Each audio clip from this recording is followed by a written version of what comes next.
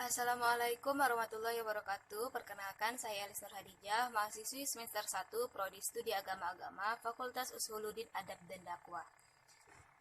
Mata kuliah Ulumul Hadis, dosen pengampu mata kuliah Bapak Miskari LC MHI.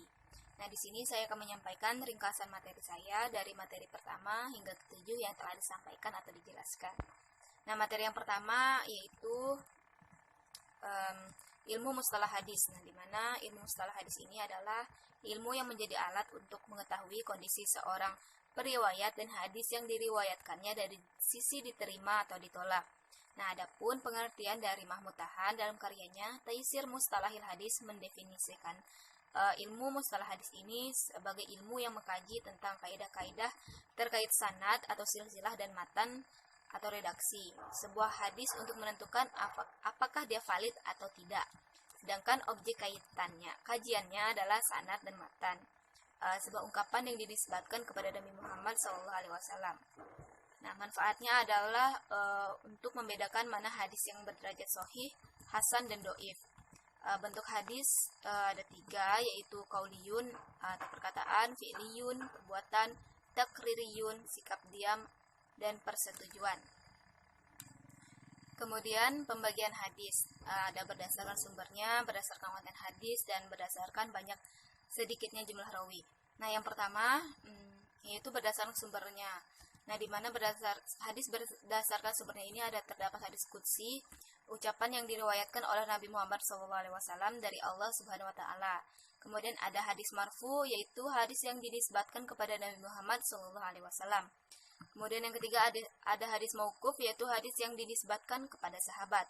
Kemudian pembagian hadis berikutnya yaitu berdasarkan dari bentuknya dari sumbernya. Yang pertama ada qauli, yaitu ucapan Rasulullah, fi'li perbuatan Rasulullah, takriri ketetapan Rasulullah, wasfi hilki yaitu sifat jasmani Rasulullah, dan wasfi huluki akhlak Rasulullah.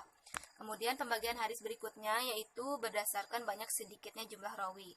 Nah, yang pertama ada hadis al-mutawatir, yaitu hadis yang diriwayatkan oleh jumlah rawi yang banyak di setiap tingkatan sanad, yang secara kebiasaan atau logika tidak mungkin mereka bersepakat melakukan dusta, dan periwayatan mereka bersandarkan kepada panca indera. Pembagian hadis mutawatir ini ada 2. Yang pertama ada mutawatir lafzi, yaitu hadis yang sama lafaz dan maknanya. Contohnya yang diriwayatkan oleh lebih 70 orang sahabat, yang dimana artinya yaitu barang siapa yang berdusta kepadaku dengan sengaja, maka hendaklah dia siapkan tempat duduknya di neraka. Nah, kemudian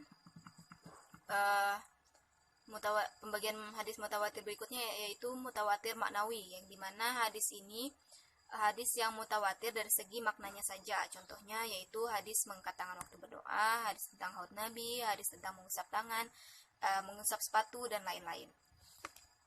Kemudian hadis al-ahad, yaitu hadis yang tidak memenuhi syarat-syarat mutawatir. Nah, pembagiannya itu yang pertama ada berdasarkan jumlah rawinya, yang terdapat hadis al-masyhur atau al-mustafid, yaitu hadis yang diriwayatkan oleh 3 orang atau lebih dalam setiap tingkatan sanad dan tidak sampai derajat hadis mutawatir. Kemudian ada al-aziz, yaitu hadis yang tidak kurang dari 2 perawi pada salah satu dari tingkatan sanadnya. Kemudian yang ketiga ada al-gharib, yaitu hadis yang diriwayatkan oleh seorang perawi saja dalam salah satu tingkatan sanad atau lebih. Kemudian berdasarkan kuat dan lemahnya. Yang pertama ada al-maqbul, yaitu diterima bisa dijadikan sebagai hukum. Nah, terdiri dari hadis sahih dan hasan. Kemudian yang kedua ada al-mardud, yaitu hadis yang tidak dapat diterima sebagai hujjah karena tidak terpenuhinya salah satu atau lebih syarat hadis maqbul.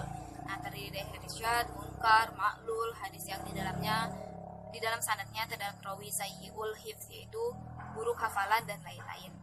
Nah, kemudian adapun istilah-istilah dalam ilmu hadis, yang pertama ada sunnah, yaitu menurut bahasa sunnah ini adalah perjalanan hidup yang baik, seperti apa yang datang dari Nabi Muhammad SAW berupa perkataan, perbuatan, dan persetujuannya.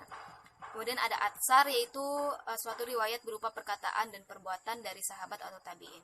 Kemudian yang ketiga ada sanad, adalah perjalanan hadis dari muhaddis sampai kepada Nabi Muhammad SAW.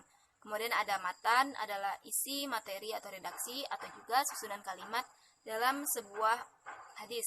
Kemudian yang kelima ada rawi, adalah orang yang menyampaikan riwayat atau berita. Adapun istilah hadis selanjutnya itu ada musnad, musnid, sunan, sahabat, tabi'in, tabi'ut tabi'in, mukadromun, mukhoriz, dan mudawin. Selanjutnya materi kedua yaitu sejarah hadis para rasul, sahabat, tabi'in, dan masa pengumpulan dan kodifikasi hadis dan pentasihan dan penyusunan kaidah-kaidahnya. Yang pertama yaitu masa prakodifikasi.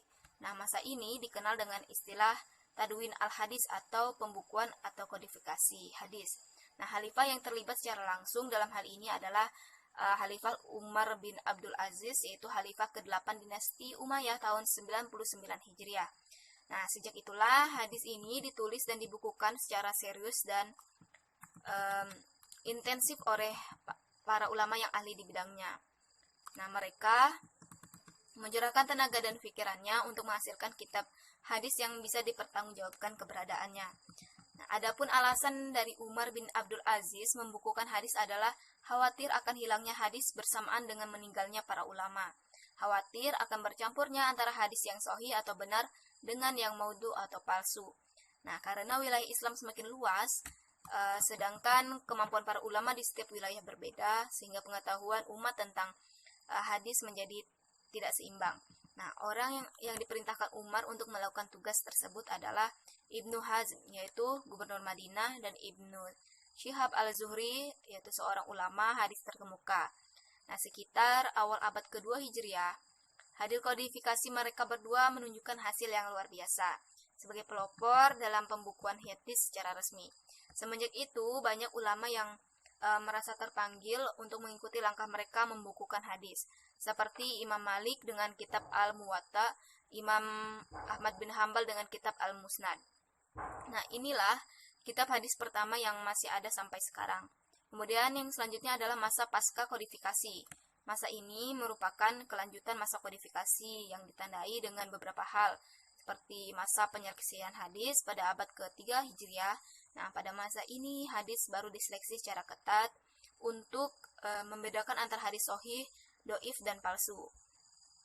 Ulama yang terkenal pada masa ini adalah Al-Bukhari, kitab sahih, Muslim, kitab sahih, Abu Dawud, kitab sunan, Tirmizi, kitab sunan, Nasai, kitab sunan, dan Ibnu Majah, kitab sunan. Materi selanjutnya yaitu mustalah hadis. Nah, cabang-cabang ilmu hadis terdiri dari beberapa macam, yaitu ilmu rijal al-hadis, ilmu jar wa at-ta'dil, ilmu fan al-mubhamat, ilmu tashib wa at-tahrif, ilmu ilal al-hadis, ilmu gharib al-hadis, ilmu nasik wa al-mansuk, ilmu ashab wurud al-hadis, ilmu talfik al-hadis, dan ilmu mustalah ahli hadis. Nah, sejarah perkembangan ilmu hadis yang pertama yaitu masa kelahiran, yang dimana masa ini merupakan kurun waktu turunnya wahyu dan sekaligus sebagai masa pembentukan hadis. Nah, terbentuknya sunnah pada masa Rasulullah SAW berawal dari pengajaran beliau yang menarik perhatian para sahabat. Kemudian masa penulisan. Nah, pada akhir abad 1 Hijriah atau memasuki awal abad kedua Hijriah, tulisan-tulisan tentang hadis semakin banyak ditemukan, namun tidak tertata dengan baik, yaitu belum memiliki metode tersendiri. Yang ketiga ada masa pembukuan. Nah, setelah Islam tersebar dan wilayahnya semakin luas, tersiarlah bid'ah-bid'ah.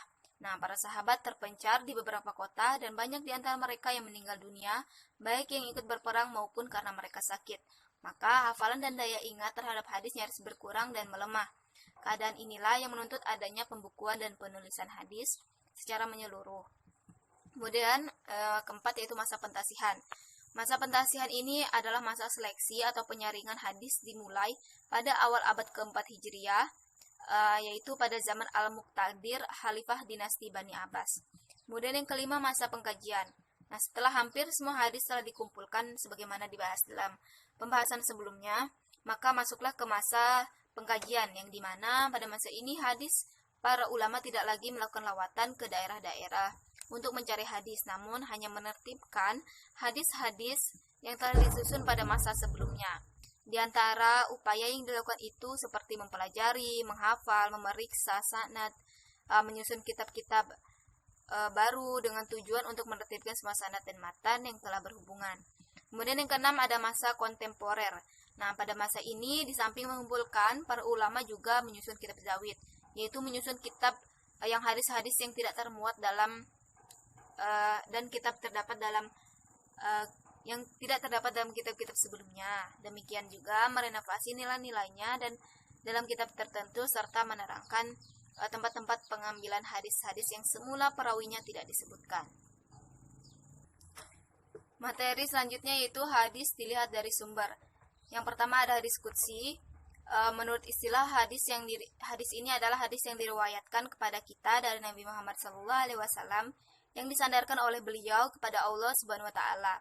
Dengan arti lain bahwa sesuatu yang dikabarkan oleh Allah Subhanahu wa taala kepada Rasulullah Shallallahu alaihi wasallam melalui ilham atau mimpi, kemudian baginda menyampaikan dengan menggunakan perkataan baginda sendiri kepada manusia. Nah, dibandingkan dengan jumlah hadis-hadis Nabi, hadis qudsi ini bisa dibilang tidak banyak, jumlahnya lebih sedikit dari 200 hadis.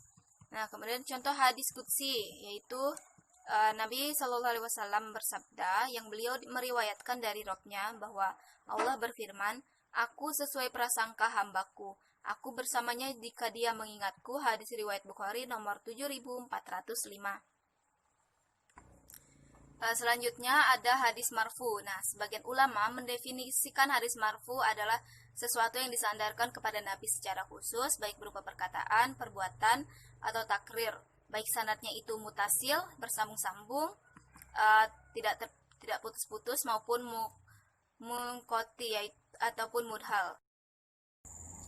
Nah, secara garis besar hadis marfu ini dibagi ke dalam dua bagian. Yang pertama yaitu sharih atau hakiki. Nah, hadis marfu sharih atau tegas adalah hadis yang tegas-tegas dikatakan oleh seorang sahabat bahwa hadis tersebut didengar atau dilihat atau disetujui dari Rasulullah SAW.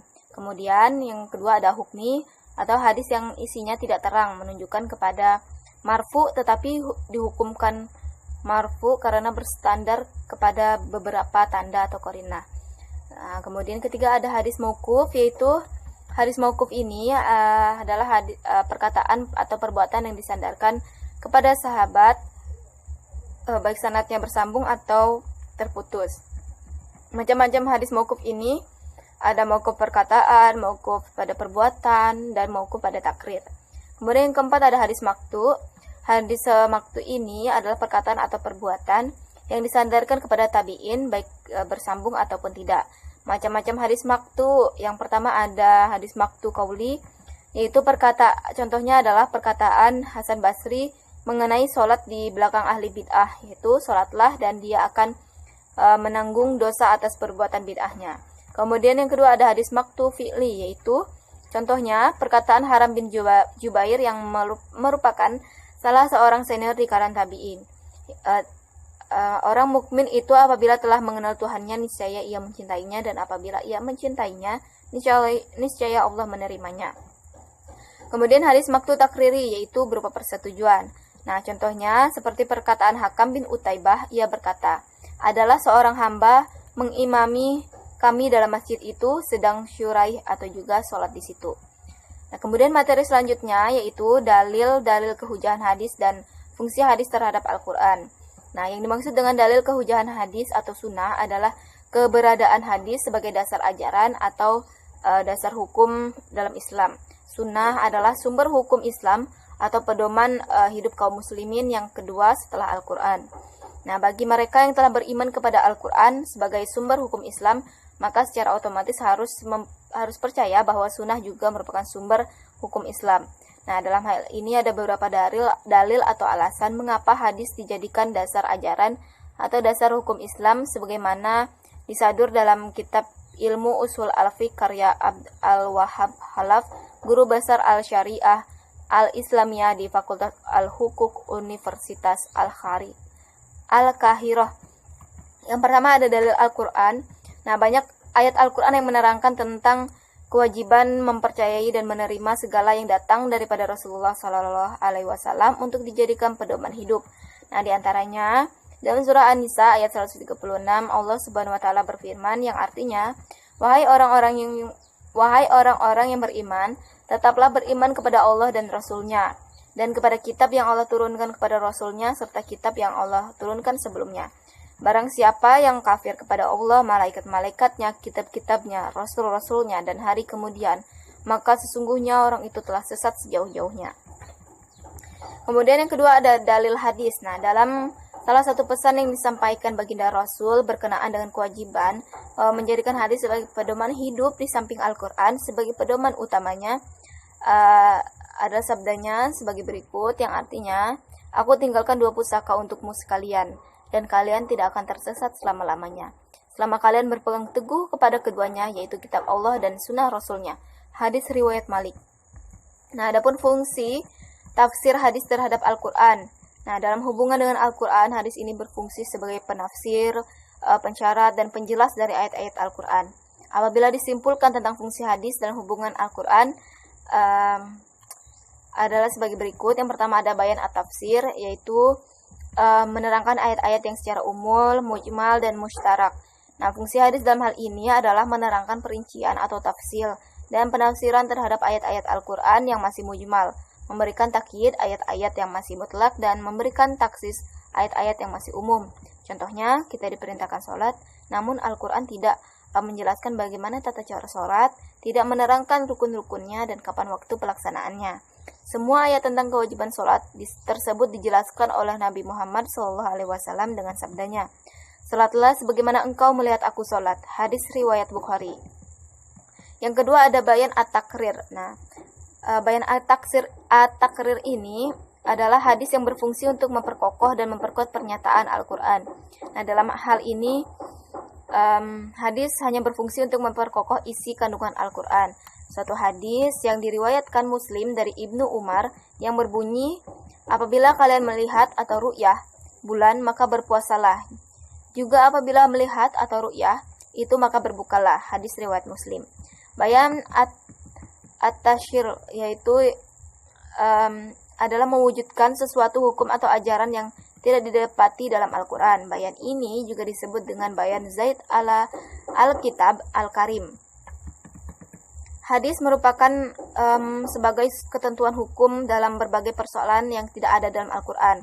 Salah satu contoh dari hadis dalam kelompok ini adalah tentang hadis zakat fitrah yang berbunyi, Rasulullah SAW telah mewajibkan zakat fitrah kepada umat Islam pada bulan Ramadan 1 sukat atau sa, kurma atau gandum untuk setiap orang, baik merdeka atau hamba, laki-laki atau perempuan.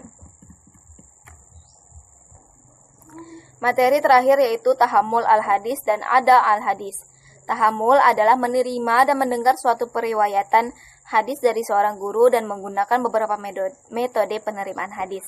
Muhammad Azaz al-Hatib memberikan definisi dengan kegiatan menerima dan mendengar hadis. Jadi tahammul adalah proses menerima periwayatan sebuah hadis dari seorang guru dengan metode-metode tertentu. Nah, al-ada adalah kegiatan meriwayatkan dan menyampaikan hadis. Menurut Nuruddin adalah menyampaikan atau meriwayatkan hadis kepada orang lain. Jadi al-ada adalah proses menyampaikan dan meriwayatkan hadis.